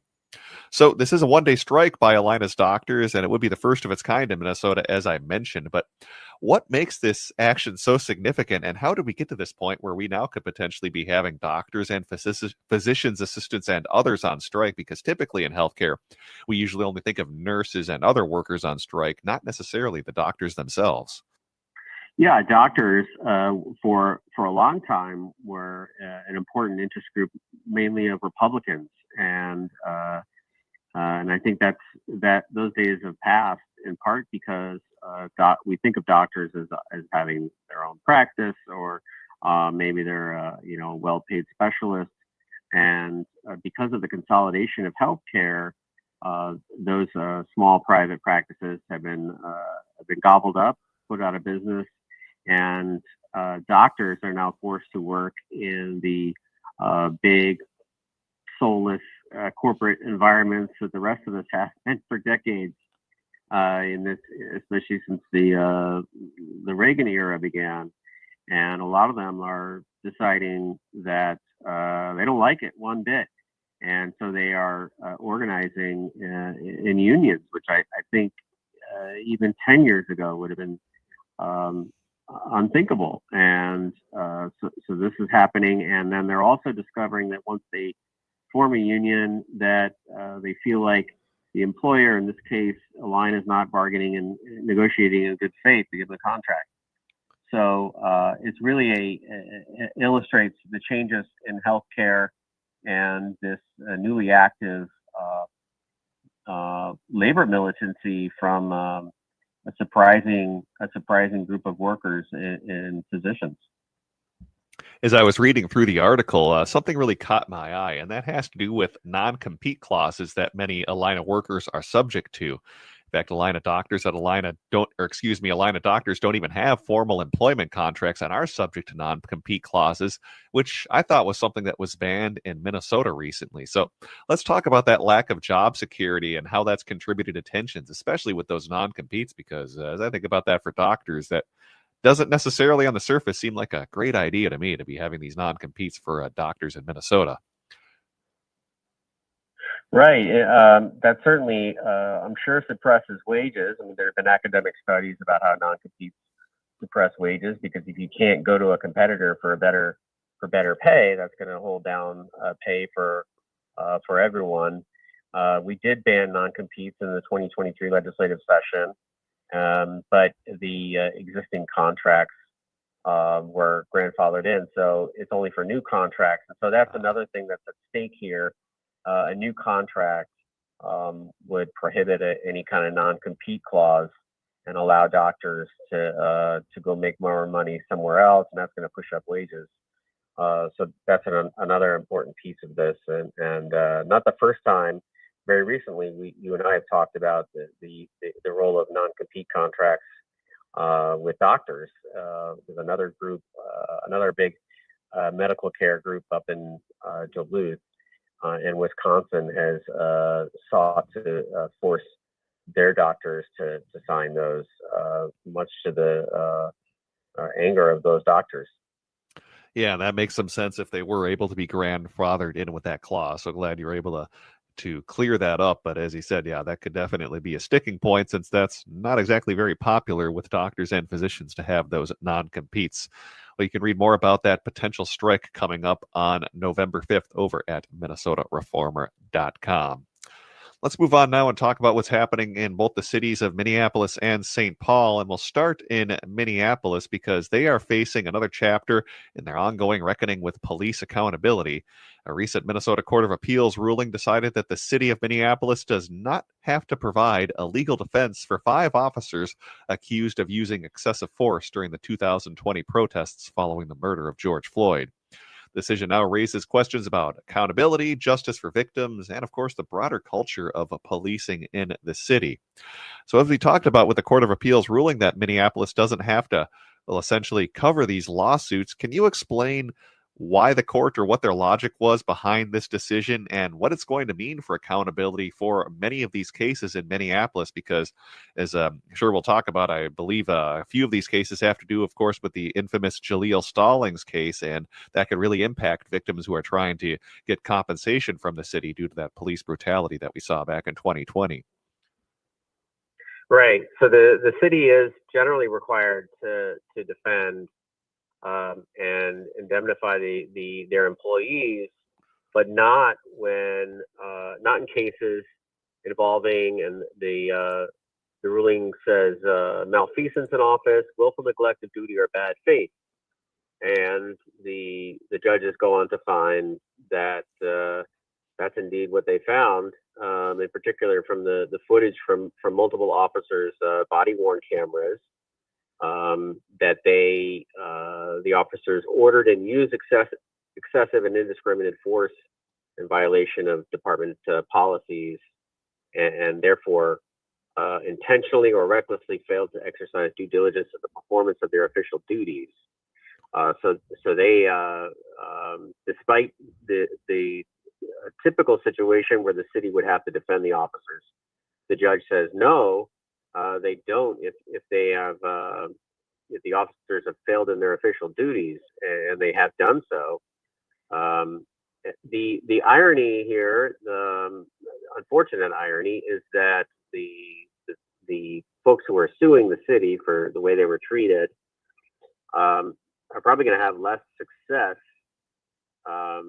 because they now have to sue these officers who probably don't have much in the way of assets, or certainly not what the city has. Regardless, the plaintiff's attorneys are going to go ahead. But as you mentioned, the Jaleel Stallings case, this happens in the same area of the city on the same night as some of the same officers, and they were riding around and looking for folks who were out after curfew, and but it's pretty clear that based on the body worn camera footage, they kind of went looking for folks to light up, and the judge here has said that they were acting against their official duties, and therefore the city doesn't have to cover their defense. If you're a resident of the city of Minneapolis, probably does help in terms of, well, not having that big financial liability that taxpayers would have to pay. But of course, that does make it a lot more difficult for victims to seek compensation. So certainly kind of a double-edged sword, I suppose, if you are a resident of Minneapolis, that you're not going to be having these massive fines that you're going to be facing. But then, of course, there's no accountability as well, necessarily. Right. And so, and as you mentioned, the Stallings case, in that case, the city did pay. I think there was probably some fear that they would have to pay a settlement because they could lose so badly in a jury trial. In the Stallings case, which we've talked about many times on your show, in that case, they beat Jaleel Stallings pretty badly after he fired back at them in self-defense. Well, you can read more about what's happening in Minneapolis and the potential lack of payments that could be going to victims of some of those police brutality incidents we saw back in 2020 over at MinnesotaReformer.com. And now, finally, to close things up for the interview today, I do want to preview what's happening in the Minneapolis and St. Paul mayoral races. And let's start things off in Minneapolis, where, of course, incumbent Mayor Jacob Fry is facing a number of competitors for his mayoral seat, including State Senator Omar Fateh, also Dwayne Davis and Jazz Hampton, among others. Now, recently there was a debate that just took place between those major candidates for Minneapolis mayor. And I'm curious on your end, what have you been seeing in this race in terms of, what could be happening in the closing weeks and days? Is this still largely Jacob Fry's race to lose, or could one of those other candidates sneak through and end up knocking him off for Minneapolis mayor? I think he's probably the favorite. Insofar as he's got the incumbency, he has a financial advantage. He has a fairly stable coalition, but I think what's working against him is seeking a third term. You've had two. There might be some folks, some voters with fatigue, and I think there's a general sense that the things are not going great in Minneapolis, and this will certainly enter our conversation about St. Paul as well. And usually in that situation, the incumbent would face a kind of referendum on their tenure, but the question becomes: is there an alternative? And the leading alternative is Senator Omar Fateh. People around him are excited about his momentum coming into the close here. And then, of course, we have to consider that there's ranked choice voting. So Dwayne Davis and Jazz Hampton will play a role, and do their supporters, who do they rank second, third, and fourth? So I presume that that Mayor Fry is the favorite at the moment. But I do think that ranked choice voting makes it pretty hard to forecast. Yeah, absolutely. Especially if he does get some second and third place votes, that could end up making him very difficult to defeat in Minneapolis. Well, let's go across the river now and talk about what's happening over in St. Paul. They have another incumbent mayor who is seeking re-election. That would be Mayor Melvin Carter.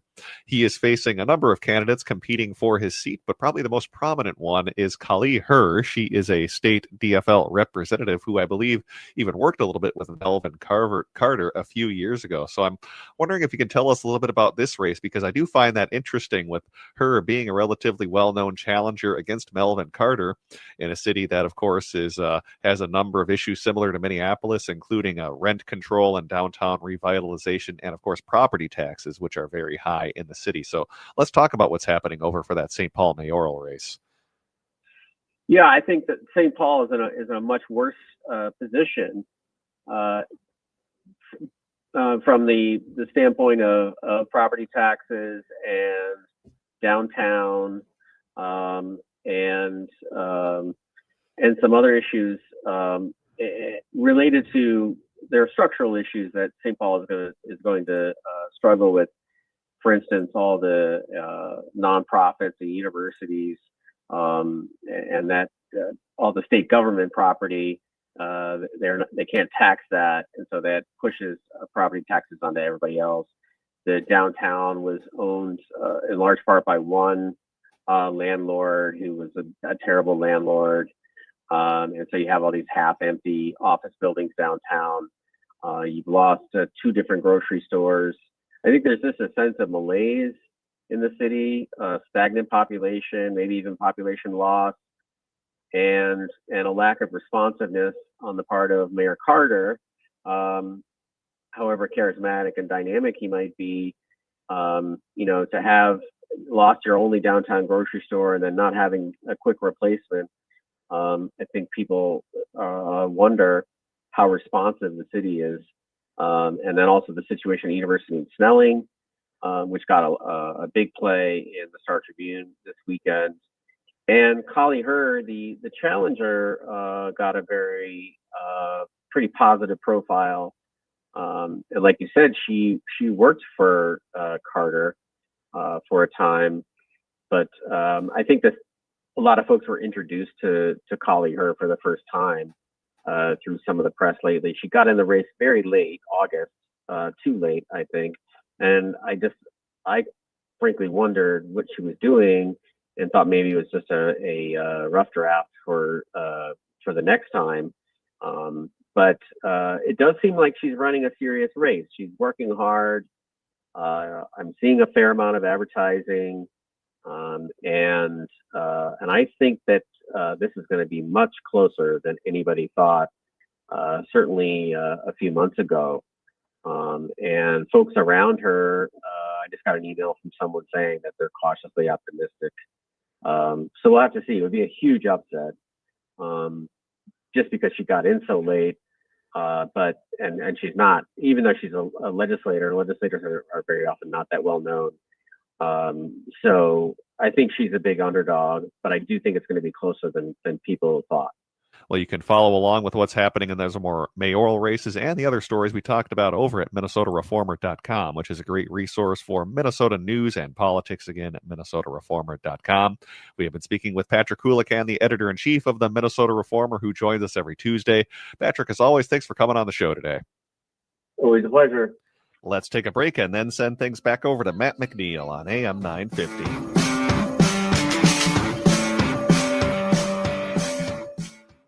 Do you have a loved one who is not receiving the care that they deserve at their current memory care facility? I'm Aiden Helene, Director of Community Relations here at the Welshire, and I meet with families every single day who are struggling with poor staffing, missed medications, poor personal cares, and an absence of engagement from consistent activities. 85% of our residents at the Welshire are coming from other memory care facilities that could not meet their care needs. Not all memory care is created equally. And if this is something your family is experiencing, I encourage you to come visit our community of well-being and see the Welshire difference, where we promise that your loved one will live with pride and dignity. The Welshire has 24/7 nursing, a robust activities team that provides activities 7 days a week. And when the diagnosis takes a 9-to-5 approach, so will we. Book a tour at welshiremn.com and see our community of well-being in action. That's welshiremn.com. Again, that's welshiremn.com. It's not too early to start your Thanksgiving preparations. Ferndale Market is now taking reservations for their fresh, never frozen turkeys, raised free range and without antibiotics on the Peterson family's 3rd-generation farm in Cannon Falls. Ferndale Market turkeys are the perfect centerpiece for your holiday meal. A fresh turkey means no thawing hassle, faster cooking time, and the peace of mind knowing it's been raised naturally, just the way Fern and Del Peterson envisioned back in 1939 when they started the farm. You can pick up your turkey just days before Thanksgiving on their on-farm market and have some fun during Turkey Fest, or find Ferndale Market turkeys at natural food stores across the Midwest.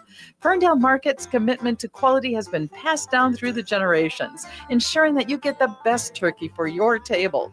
Don't wait. Reserve your turkey today at ferndalemarket.com or use their website to find a retail partner near you. Make this Thanksgiving special with a farm fresh turkey from Ferndale Market. In today's uncertain times, Woodland Stoves and Fireplaces believes that a fire can add comfort and security to your life. At Woodland, our mission is to connect you to a place for fire that works. Woodland Stoves and Fireplaces installed our wood stove years ago, and we still love it. Watching the fire, feeling the heat is a joy we experience every day, and knowing we have a reliable heat source makes us feel snug and safe. There are many choices in wood, gas, or electric. For diversity in styles, at Woodland Stoves and Fireplaces, we display over 180 models, and 35 of these are burning displays.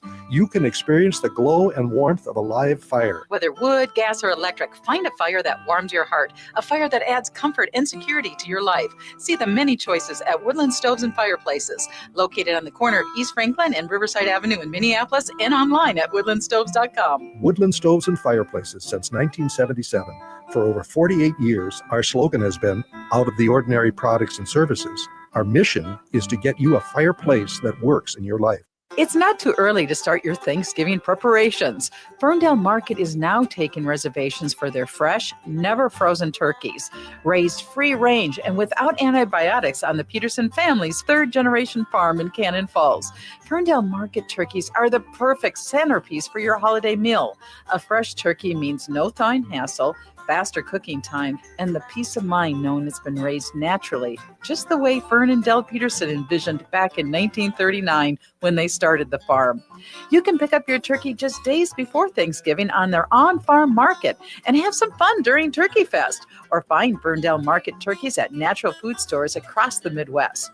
Ferndale Market's commitment to quality has been passed down through the generations, ensuring that you get the best turkey for your table.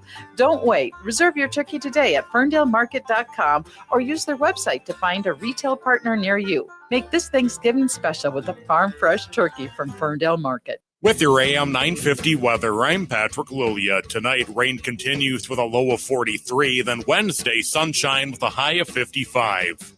Nightingale is your cozy, comfortable neighborhood bar and restaurant at 26th and Lyndale in Minneapolis. Come in for the famous Nightingale burger or the ginger tamari chicken wings. View their menu or place a takeout order at nightingalempls.com.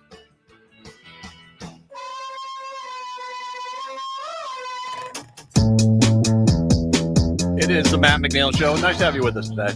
Thanks to Patrick Cooligan at the Minister of Reform for joining Brett. I think I want to actually touch on one of the stories here because I went back and I was reading this because when Brett told me that they were going to talk about this, I hadn't heard this story that the appeals court had basically said that they basically does not need to provide legal defense for 5 police officers who are being sued for brutal crowd control tactics. Under state law, municipalities are obligated to defend and indemnify employees in most instances, but that duty comes with exceptions, including malfeasance in office, willful negligence of duty, and bad faith. And all 3 of these things apply. This is why this is a good thing. Now, I feel sorry to a point, and this is one thing that Cooligan touched on. It does probably create a much smaller pool of resources that could be obtained from these officers if they are found guilty. But at the same time, it's the municipality should not be on the hook for this crap ass policing that took place in the Bob Kroll administration, where it was tough guy warrior training. You remember that? I remember that. Oh God, just reading the stories about him. That Rolling Stone article. Maybe I should repost that Rolling Stone article. That was crazy. What he allegedly did. He is not, I don't think he's missed. I do not think he's missed in the city of Minneapolis. I don't know. I mean, maybe, in some small town in rural Minnesota that someone's going to put up a commemorative statue to him. I guarantee it won't be in Minneapolis. The 5 police officers, Matthew Severance, Sergeant Matthew Severance, Sergeant Andrew Patel, I remember that name, Sergeant Roland Stenerson, Officer Christopher Cushenberry, and Officer Christopher Dauble, currently being sued in federal court for firing pepper spray and multiple rounds of 48 millimeter less lethal ammunition at a group of people who were gathered in the parking lot of the Stop and Shop gas station on Lake Street in South Minneapolis on the night of May 30th. 2020. You have to remember, this was the night they went hunting. This is the night they went hunting, and Jaleel Stallings was beaten in the parking lot after they opened fire on him without identifying who they were. At the time, the city curfew was in place, owing to the widespread protest riots and arson fires that erupted in the wake of killing Floyd. According to the federal lawsuit, the 6 plaintiffs were friends and family members of the owner of the Stop and Shop, who'd already been looted. While they were standing guard over the premises, they say police rolled up in an unmarked van without warning, began firing. So this is, once again, and it would be, who is the little pouty boy over in Wisconsin? Rittenhouse. Reminder, in Wisconsin, they welcome the people to guard the buildings. and Kyle Rittenhouse murdering some people in the street, it was okay because they were just protecting the people. Here were people doing the same thing, but because they weren't white, yeah. Immediately prior to his encounter, Patel, who was leading a chemical agent response team, offered an instruction to his fellow officers. All right, we're rolling down Lake Street. The first blankers we see, we're just hammering them with 40s. Stenerson, meanwhile, was recorded spraying a chemical agent in the face of the reporter for Vice News, even though the reporter had identified himself as press. Following an internal investigation into the incident, Stenerson was fired. The same night, Patel was involved with the beating of Jaleel Stallings, who settled with the city for $1.5 million to compensate for his ordeal. Stallings got a fractured eye socket and an attempted murder charge, of which he was acquitted because they had body cam footage saying that he hadn't done it. And let's not forget the Hennepin County attorney at that time prosecuting him, even though he knew he was innocent of what they were charging him with. Just ugly up and down the board. Earlier this month, the Minnesota Court of Appeals rejected an appeal from another former Minneapolis cop, Alexander Brown, who wanted the city's backing in a lawsuit over his use of a chokehold on a looting suspect. While the appeals court decision may come as a relief to Minneapolis taxpayers, it's likely a setback for the individuals, as I had mentioned, and of course, Patrick Cooligan had mentioned earlier. And a reminder, too, that when, and this was kind of a mainstay of police departments today, if you are ever caught doing something like this, one of the first things they do is, okay, we're going to show you how to shield your money.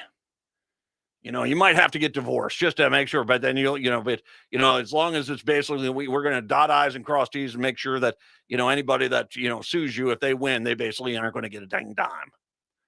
That seems to be a common, it was definitely a common practice back then. So, and in my mind, it should be that the individual's finances, if found guilty, the individual's finances can be rewound to the point of the incident. And that is when. So if he basically puts it in his wife's name and they get a divorce, even though they're still living together, that basically know that legally that they have to undo the transfer of money back to him. And then basically they can go after him.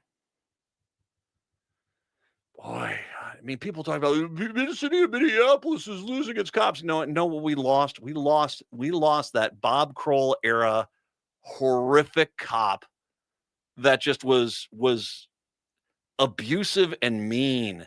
Hang these guys out to dry. I'm all for that. 952-946-6205. I got another story here I want to get to, and this might actually take me to the end of the show today. And it's about this horrible accident that happened up in the northeast part of the metro. 5 teenagers who were killed or injured in a head-on crash north of the Twin Cities over the weekend were at a bonfire party earlier that evening, the mother of one of the boys said on Tuesday. The collision involving a Toyota Camry driven by a 14-year-old and a Toyota 4Runner occurred about 2 a.m. Saturday in Chisago County near the intersection of Stacy and Ivywood Trails. The Lakes Area Police Department said alcohol was found at the scene and a suspected factor in the crash, police have said without further elaboration. On Tuesday, the Ramsey County Medical Examiner's Office told the Minnesota Star-Tribune that one of the 2 teenagers killed was 17-year-old Jonathan Schwartz, the driver of the 4Runner. The Chicago Lakes Hockey Association identified the other teen killed as 15-year-old Jax Affolter, a passenger in the Camry. Authorities on Tuesday have yet to release the names of any of the teenagers involved, although they have been identified on social media by family and various organizations. Lake Area Police Chief Bill Schulbaum said the teens who survived the crash remain hospitalized on Tuesday. Among the injured was an 18-year-old Ashton Oseth, who was Schwartz's best friend. Oseth's mother said at the start of the Star-Tribune on Tuesday, "It's a miracle my son is alive," who recalled having to tell him that his friend did not survive. "It's actually a miracle anyone survived that accident." If you've seen the photos, she's not lying. That was a pretty brutal accident. She said her son sustained a serious brain injury, bruised lungs, broken bones, and one foot and a spinal injury. Oof. My best, I hope he recovers. The mother said the occupants of both vehicles had been at a bonfire at a home roughly a 2-minute drive from the crash scene. Jennifer Oseth said her son and Schwartz were heading home from the bonfire while the 14-year-old was returning to the party when the crash occurred. Okay. The police chief said that none of the things we are looking at, or one of the things that they were looking at, is who supplied the alcohol that is suspected of playing a role in the crash and whether any laws were broken by any adult hosting a gathering with underage drinking going on. Yeah. Jennifer Oseth shared photos on social media of the crumpled vehicles that collided that night and repeated to the Star Tribune that she posted Monday, "I'll confirm that my son Ashton and Jonathan were not drinking." That and responding officer stated directly the alcohol wasn't suspected from either of these boys. The 14-year-old? Wow. She went on to write, "Regardless of what anyone wants to believe, this tragedy could have been prevented. My children have made mistakes. Every kid does, but this accident took lives and forever changed others. Justice will take its course, and I have faith that truth will come out." Schlumbaum said this department is responsible for determining what led to the crash, including what role alcohol played and how a 14-year-old ended up behind the wheel despite being too young to drive. I'll tell you what I'm going to do. I'm going to take a break. When we come back, I'm going to unpack this a little bit here and explain. I mean, if this is as it's being advertised, that there was a party here and there was alcohol and adults were there trying to be the cool parent, well, the hellfire that's about to rain down on you, you deserve everything that's about to happen if the allegations are true. 952-946-6205, 952-946-6205. We'll take a break. Come on back. It's the Matt McNeil Show on your Tuesday. I'm Marcus Jones. I'm a Minneapolis firefighter, just like my father was. Serving my community means leading with integrity and putting the community above myself. I don't trust Omar Fateh to lead the city as mayor. His state Senate campaign committed voter fraud. He's proposed corrupt legislation to benefit himself. Look it up. I was shocked at what I saw. We deserve leaders who are honest and lead with integrity, not Omar Fateh. This independent expenditure is paid for by all of Minneapolis. It is not coordinated with or approved by any candidate, nor is any candidate responsible for it. Minnesotans age 65 plus might qualify for Health Partners Minnesota Senior Health Options. The easy all-in-one plan includes personal support, coverage for medical, prescription drugs, and dental, plus many extra benefits. Eligibility information is available at healthpartners.com/oneplan. Health Partners is a health plan that contracts with both Medicare and the Minnesota Medical Assistance Medicaid program to provide benefits of both programs to enrollees. Enrollment in Health Partners depends on contract renewal. Twin Cities Con returns to the Minneapolis Convention Center for their 5th year, November 7th through the 9th. Twin Cities Con is a celebration of comics, toys, TV, film, art, cosplay, games, and all things nerdy. There's nothing like Twin Cities Con. It's also a family-friendly event where you can meet your favorite celebrities, browse the vendor hall and artist alley for the coolest merch, watch celebrity Q&As, and even more. Twin Cities Con is bigger and better than before. Come see from the Star Wars universe Ahmad Best, Rosario Dawson and Giancarlo Esposito, Brendan Fraser, and the cast of The Mummy, WWE Wrestling Hall of Famers Sting and Mick Foley, and the voice actors from the hit Disney series Phineas and Ferb, plus more guests to be announced. 3 days of action-packed fun in the heart of Minneapolis at the Minneapolis Convention Center. Tickets start at $50. Kids tickets are just $10 for the entire weekend. VIP tickets also available, including a 3-day weekend pass, plus some really cool VIP perks. More guests will be announced. Buy your tickets and get more information at TwinCitiesCon.com. Turn to Auto Technical with your vehicle donation. Even though Auto Technical is a small nonprofit, we have helped more families with transportation than any organization in Minnesota. Since '94, we have reconditioned donated vehicles so they have a higher tax benefit. Call Richard at 612-919-5526, 612-919-5526, or autotech.org. Hi, I'm Rachel Shamblatt. My dad is Dr. Scott Shamblatt from Shamblatt Family Dentistry. A lot of people are afraid of the dentist, but you don't have to be. My dad makes going to the dentist comfortable and even fun. He won't be mad if you haven't seen a dentist in a long time. He just wants to take care of you and your teeth. If you don't see my dad, please see another dentist. Take care of your teeth because they're the only ones you get. Shamblatt Family Dentistry in Hopkins and St. Paul. Find them online at shamblattfamilydentistry.com or call 1-800-FIX-MY-TEETH.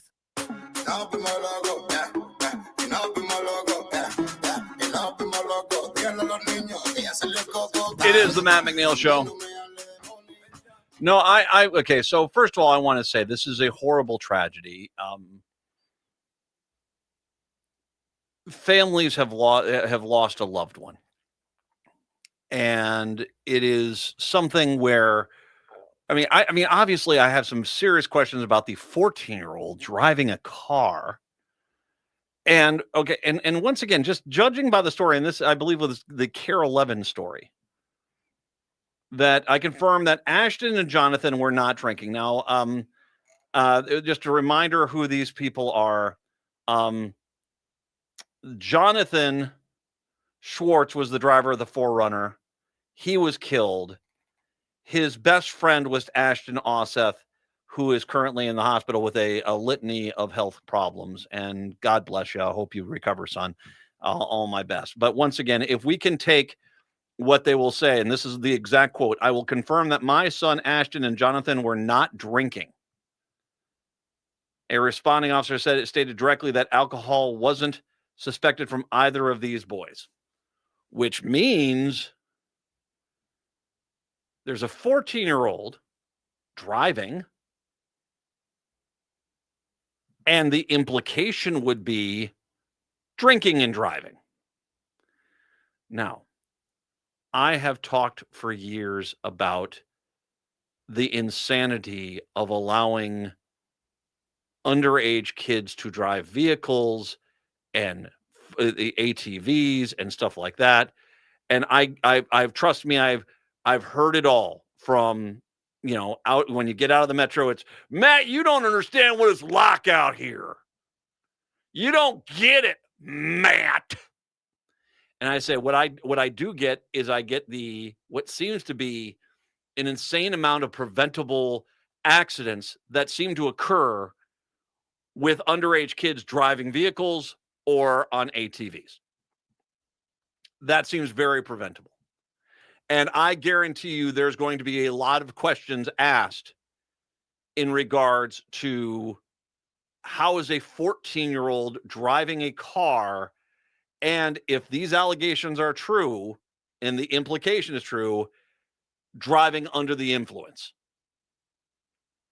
But that is one part of this, and obviously that's going to be something that's going to be addressed here. The other is something, and once again, I am now an empty nester. I have raised 3 kids. I love them dearly. They have done very well. They did occasionally go on out to places where stuff like this was happening, and we'd always say the same thing.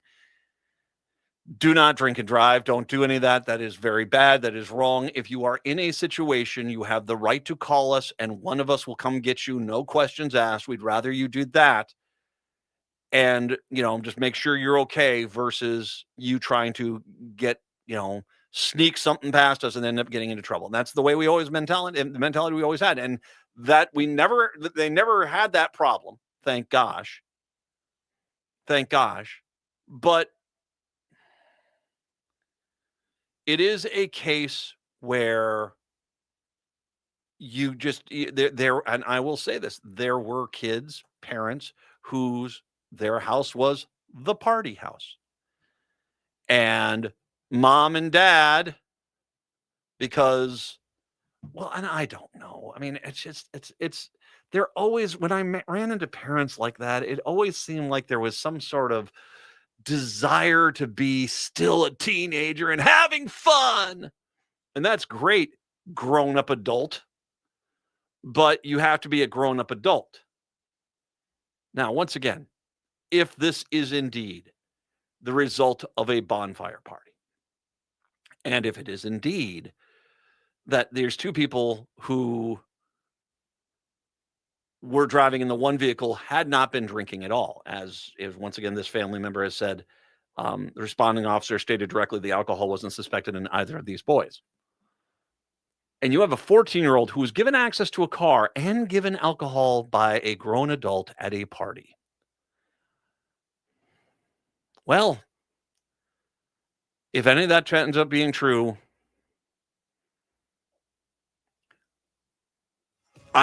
you are going to deserve the pain that's coming your way in regards to the lawsuits that will take everything from you. And before anyone has to say it, it still will not be as much as family members having to bury children. So I guess you're not the cool parents you thought you were, if that's all true. This is obviously, there's going to be a lot more coming out on this because of the nature of what happened here. We'll get updates as they come. Native Roots Radio is up next. We're back tomorrow. Till then, see ya. Hi, this is Frank Brown of Minuteman Press.